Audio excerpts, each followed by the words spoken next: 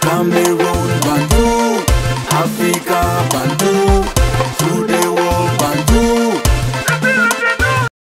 Your Bamenda man, your Ekuna man, your Ngi man, your Bakwiri man, and proudly so your Anglophone brother. You're welcome on the platform.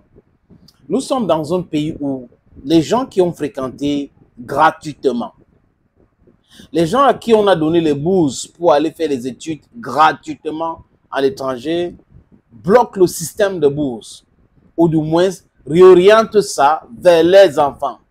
Nous sommes dans un pays où ceux qui ont joué au football gratuitement essayent de tout faire pour que les autres ne jouent plus ou n'arrivent plus à ce niveau, à un certain niveau. C'est comme ça dans tous les secteurs au Cameroun. Et vous avez des gens qui se disent intellectuels. Ils parlent trop, ils pensent qu'ils sont des philosophes, ils disent des choses et le contraire, alors qu'au fond, ce sont des méchants. Ce sont des intellectuels, pas tuels. C'est ceux-là qui prétendent parler bien français, qui disent qu'ils sont intellectuels. Et ça se recrute partout au Cameroun, au milieu, dans la profession de journalisme, de footballeur et autres. Vous êtes au Cameroun, nous sommes au Cameroun, les amis. Vous êtes des Camerounais dans la diaspora et autres. Votre seul souci, c'est de perturber Samuel Eto'o-Fils. C'est-à-dire que c'est le souci de beaucoup de personnes. Vous allez à la présidente de la République, M. Ngongo, son souci, c'est de perturber Samuel Eto'o-Fils parce qu'il ne marche pas comme il veut. Oui. Vous avez Narcisse Mouel Kombi parce que pour lui, Eto'o ne marche pas comme il veut, donc il faut le perturber. Mais seulement, ce n'est pas le monsieur qu'on est en train de perturber. Il est en retraite, il a eu une carrière brillantissime. On n'est pas sûr que d'ici 50 ans, on aura un Camerounais ou un Africain qui aura le palmarès de Samuel Eto'o-Fils. Et pendant ce temps, ceux qui sont en train de détruire la carrière des jeunes footballeurs camerounais pensent que c'est Eto'o qui sont en train de faire du mal. Ce n'est pas à lui que vous faites du mal. Non, ce n'est pas à lui. Donc quand le mec il arrive, il dit que il veut que le football camerounais soit comme, je laisse la facture sur les amis, c'est les factures des gens là qui donnent l'eau après un mois, la facture vient, après ils donnent l'eau 2 semaines, parfois ça vient 3 fois par mois. Bref, voilà le Cameroun pour vous. Donc, ceux qui travaillent autour de football, pour être précis, ont toujours travaillé pour leur intérêt. Et quand quelqu'un vient pour travailler pour l'intérêt des footballeurs et pour le football, ça les perturbe. C'est pour cette raison que vous voyez cette guéguerre, la gestion de fonds des Lions indomptables pour les compétitions internationales. C'est uniquement parce que certains pensent que c'est à travers cela qu'ils peuvent mettre la pression sur XY. J'ai dit et je répète encore, Eto'o doit laisser ces histoires et gérer ce qui est gérable. L'Africafoot et l'autonomisation de l'Africafoot est nécessaire. Il faut que l'Africafoot soit autonome. Maintenant, vous allez voir, s'ils commencent à travailler dans ce sens, ils vont tout faire pour perturber. Non, l'État, l'argent, l'État va faire ceci. Parce que leurs petits privilèges là seront en danger. Voilà comment les gars fonctionnent. Les amis, la Fédération camerounaise de football était obligée donc de faire cette communication parce que vous êtes sans ignorer que lors de l'Assemblée générale ordinaire de la Fédération camerounaise de football, Samuel Eto'o-Fils avait dit que l'Africafoot a demandé la facture de stade à l'ONIES. L'ONIES les avait donné cette facture.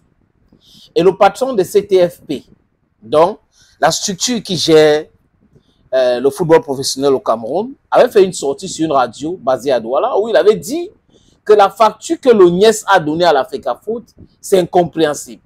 Qu'ils vont discuter avec les présidents des clubs pour voir les différentes options qu'il faut employer. Parce que les infrastructures que l'ONIES gère est devenu très compliqué. L'ONIES peut louer le stade Olembe et Diapouma à 500 000 pour un match, donner tout. Mais quand c'est l'Africafoot, si vous allez en Côte d'Ivoire, pour ceux qui aiment trop comparer, tous les stades qui ont abrité la CAN ont été donnés pour l'usage à la Fédération ivoirienne de football. Qu'est-ce qui a donc empêché à ce que les stades qui ont abrité la CAN au Cameroun soient laissés pour que l'Africafoot utilise pour les matchs? Parce que vous avez les Ngongo, vous avez Mouel Kombi, des gens qui étaient toujours dans le projet de construction de stades. Et c'est toujours eux qui gèrent tout, jusqu'à aujourd'hui. quand tu n'as pas encore compris le Cameroun, quand on t'explique qu'il faut que jusqu'à tu dis que tu as compris, hein, sachez qu'on t'a très mal expliqué. Le document que vous voyez à l'écran là, c'est le secrétaire général de la Fédération camerounaise de football qui a écrit.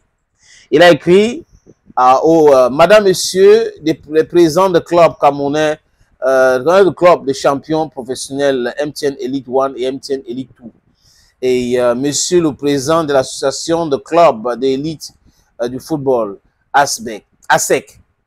L'objet, communication des stades, de réception de vos rencontres. Voilà. Les amis, j'ai eu un petit problème. Dans le document, le téléphone plante. Je ne sais pas pourquoi. Dans le document en question, en train de parler de stade, les amis. Voilà, c'est bon maintenant. Réception de vos rencontres à domicile. Mesdames, Messieurs les présidents, la Fédération camerounaise de football éprouve d'énormes difficultés multiformes dans la programmation des rencontres de championnat professionnel MTN Elite 1 et MTN Elite 2 dans les stades placés sur l'administration de l'ONIES dans l'Office national des infrastructures et des équipements sportifs, compte tenu de l'impossibilité en ce moment de poursuivre le déroulement de nos championnats uniquement dans les dits stades. J'ai l'honneur de vous inviter à bien vouloir communiquer à l'Africa Foot les noms des stades et les localités de réception de vos matchs à domicile au plus tard le mardi 14 janvier 2025 à 15 h. Les modalités de vente des tickets d'accès au stade et de gestion de recettes et afférents relèvent de votre responsabilité conformément à la grille de répartition formulée. Toutefois, les clubs ne disposant pas de stade de réception de matchs sont invités à le signifier à l'Africa Foot au plus tard le 14 janvier 2025 à 15 h. Comptant sur votre bonne compréhension, donc en fait, voilà la communication de la Fédération camerounaise de football. J'ai un petit souci avec ce téléphone, ça plante de temps en temps, donc le communiqué se trouve. Vous savez que l'Africa Foot n'est pas entré dans les polémiques. Genre, l'UNIES a fait ceci, les factures ont fait ceci, mais on constate que la communication, la dernière communication de l'UNIES, qu'on va faire tout pour voir, on va tomber d'accord sur les stades et autres, c'était faux. Le problème de Bel Joseph Antoine, c'est tout faire pour perturber le bon fonctionnement du championnat. C'est tout. Mais c'est marrant quand même. Quelqu'un qui a joué au football pratiquement gratuit sur tous les stades. Il dit gratuitement sur tous les stades. C'est lui qui est patron de l'ONIES. Il entre en complicité avec les politiciens pour des raisons obscures, pour perturber des jeunes qui veulent jouer qu'est-ce que j'ai dit même? Ils veulent jouer le football.